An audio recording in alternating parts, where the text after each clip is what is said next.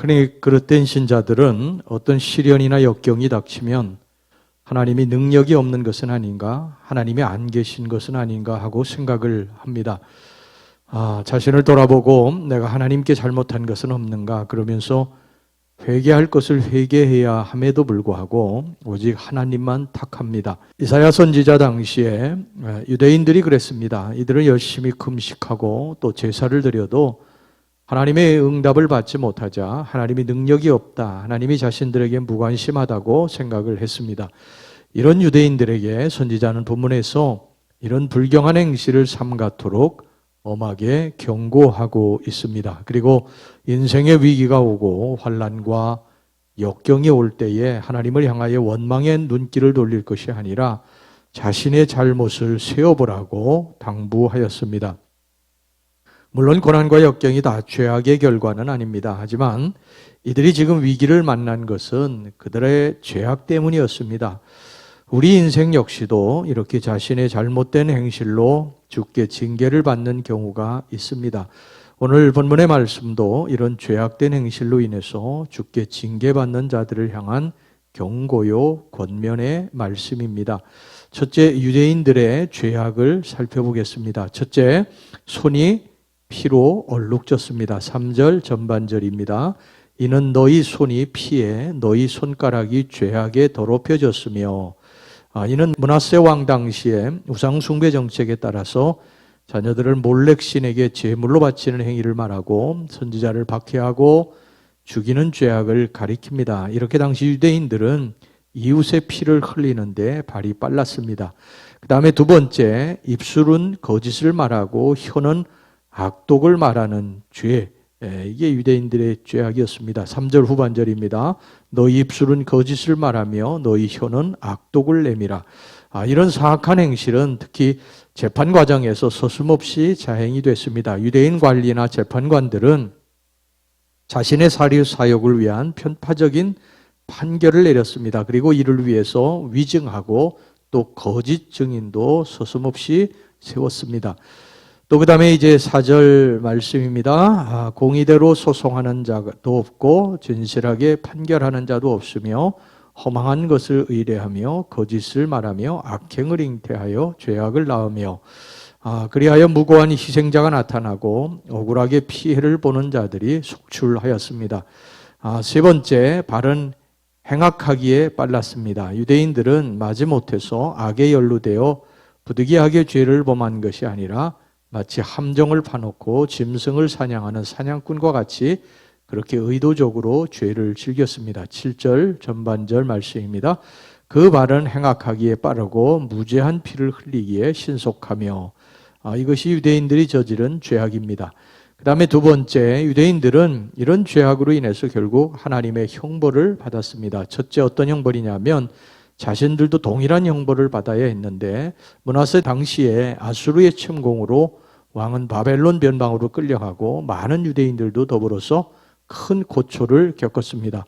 동족을 잔인하게 다루던 유대인들은 이제 자신들이 아수르 군사로부터 잔인하게 죄수 취급을 받아야 했던 것입니다. 그 다음에 두 번째는 뭐냐면 어둠과 흑암 가운데 거하는 형벌을 받았습니다. 10절입니다.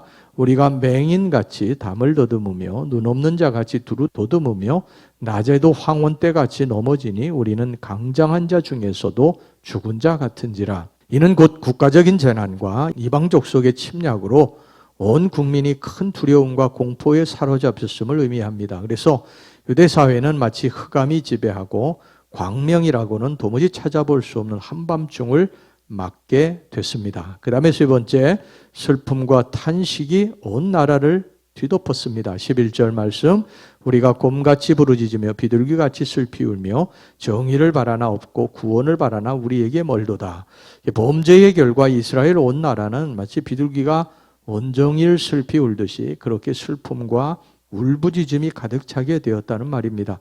이렇게 갖은 악을 서슴없이 자행하던 유다 백성들은 자신들도 동일한 죄값을 톡톡히 지불해야만 했습니다. 정말 긍휼 없이 무자비하게 행하는 자는 긍휼 없는 심판을 받게 된다는 야고보의 가르침을 실감나게 합니다. 야고보서 2장 13절에 그런 말씀이 있죠.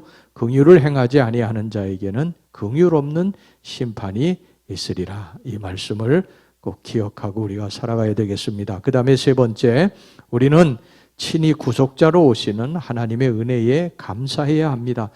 사실 이 정도 죄악이 되면요, 더 이상 유다 백성들은 구제의 가능성이 없다고 해도 과언이 아닙니다. 그런데 이 사랑과 자비가 풍성하신 하나님이 그들의 죄악보다도 지금 그들이 당하는 고통을 크게 보시고 유다 백성들에게 구원을 베푸시기를 원하셨습니다. 여러분, 이렇게 하나님은 진노를 내리기보다 긍휼을 베푸시고 재앙을 내리기보다는 자비를 베푸시기를 더욱 원하시는 사랑의 하나님이심을 믿으시기를 바랍니다. 그렇지만 이제 유다 백성들을 구원하실 하나님이 보니까 이 유다 백성들을 구원할 마땅한 중보자가 없었다고 하는 것을 이제 알게 됩니다. 택한 백성을 구원할 인간 중재자는 어디에도 없었던 것입니다. 그래서 선지자는 하나님이 친히 자기 팔로 스스로 구원을 베푸셨다고 16절에서 말씀하고 있습니다. 사람이 없음을 보시며 중재자가 없음을 이상히 여기셨으므로 자기 팔로 스스로 구원을 베푸시며 자기의 공의를 스스로 의지하사, 전능하신 하나님께서 친히 인간의 모습을 입으시고 세상에 오셔서 구원 사역을 베푸신 이유가 바로 여기에 있습니다. 이는 곧 예수 그리스도의 성육신을 예언한 내용입니다. 이렇게 하나님은 죄악은 말할 수 없이 미워하시지만 택한 백성은 끝까지 사랑하시고 구원 베푸시기를 원하십니다. 그리고 죄악을 버리고 당신께로 돌아오는 모든 자들에게 은혜를 베풀며 영원토록 그들을 떠나지 않겠노라고 약속하셨습니다. 21절 말씀 보겠습니다. 여호와께서 이르시되 내가 그들과 세운 나의 언약이 이러하니 곧 내 위에 있는 나의 영과 내 입에 둔 나의 말이 이제부터 영원하도록 내 입에서와 내 후손의 입에서와 내 후손의 후손의 입에서 떠나지 아니하리라 하시니라. 여호와의 말씀이니라. 이제 죄인들이 다시 하나님 앞에 나갈 수 있는 구원의 길이 활짝 열린 것입니다. 이사야 선지자는 죄에서 떠나는 자에게 하나님의 구원이 임하리라고 하였습니다. 20절입니다.